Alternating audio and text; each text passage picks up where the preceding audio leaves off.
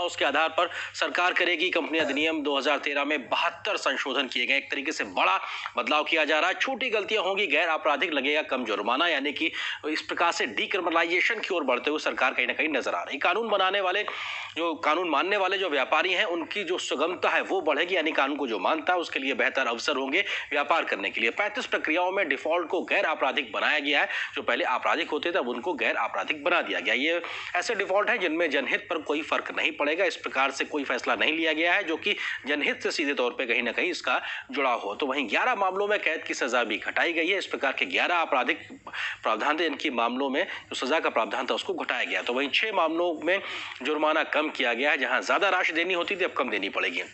आम लोगों की सुगमता के लिए 20 प्रस्तावों को भी मंजूरी मिली है। किस प्रकार से ये आम लोगों को फायदा देते नजर आएंगे। मोटे तौर पर कंपनी समिति के सुझावों पर मोहर लगी है, जिसका कि गठन किया गया था सितंबर 2019 में। जो उच्च स्तरीय समिति बनी थी उसके ही प्रस्ताव जो थे उस पर सरकार ने, कैबिनेट ने कहीं ना कहीं मोहर लगाई है।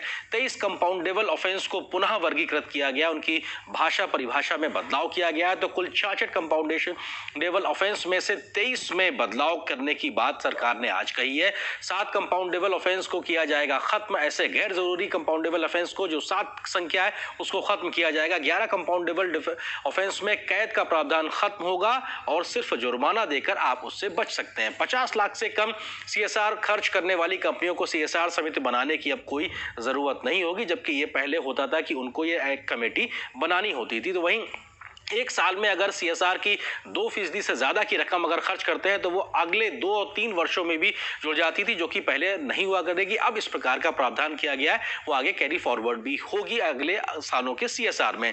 इन बदलावों से बढ़ेगी कारोबारी सुगमता, यानी ईज ऑफ डूइंग बिजनेस में बढ़ोतरी होगी। दूसरे बड़े फैसले की बात करें, जब 10 बैंकों का जो विलय की बात की गई, इसके आखिर क्या मायने हैं। 10 की जगह बस 4 सार्वजनिक क्षेत्र के बैंक होंगे, जिनका विलय करके 10 की जगह अब 4 बनेंगे। ये पूरी जो व्यवस्था है ये आने वाली 1 अप्रैल 2020 यानी इसी 1 अप्रैल से ये लागू हो जाएगी, काम भी करना शुरू कर देगी। इसके पीछे मंतव्य क्या है, मकसद क्या है सरकार का?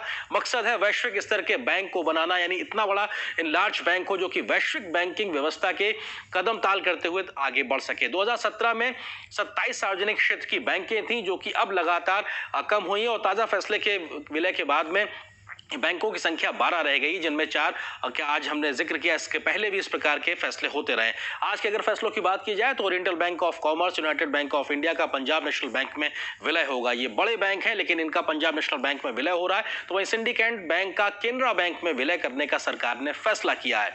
आंध्रा बैंक और कॉर्पोरेशन बैंक का यूनियन बैंक ऑफ इंडिया में विलय करने का फैसला भी सरकार ने लिया है। तो इलाहाबाद बैंक का इंडियन बैंक के साथ में एकीकरण होगा, विलय होगा। तो ये अपने आप में आज के 4 बड़े वो फैसले, जिनमें 10 बैंकों से मिलाकर 4 बैंक बनाए जाएंगे।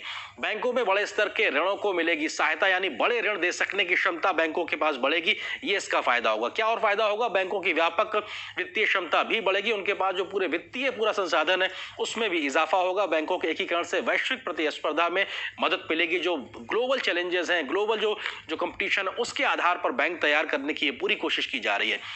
बैंकों में जोखिम ज्यादा ले सकने की क्षमता भी बढ़ेगी, क्योंकि जब वो ऋण देते हैं तो एक तरीके से जोखिम होता है, लेकिन उस क्षमता में भी बढ़ोतरी होगी। बैंकों की व्यापक पहुंच से वित्तीय समावेशन को बढ़ोतरी मिलेगी। फाइनेंशियल इंक्लूजन को भी बढ़ावा देने, क्योंकि जो व्यापकता है वो बैंकों की बढ़ जाएगी, उनके नेटवर्क बढ़ जाएगा, उनकी ब्रांचेस बढ़ जाएंगे, उनके एटीएम से बढ़ जाएंगे। इस आधार पर एक तरीके से आम आदमी तक पहुंच भी बैंकों की बढ़ पाएगी। एकीकृत बैंकों से एक बड़े डेटाबेस तक पहुंचने में भी मदद मिलेगी। तो तमाम जो ग्राहक हैं, जो उनके डेटाबेस अब एक जगह हो जाएगा, तमाम जो बैंकों में बिखरा हुआ था उससे भी कहीं ना कहीं फायदा मिलेगा लोगों के बारे में योजनाएं बनाने के लिए, उन तक पहुंच हासिल करने के लिए।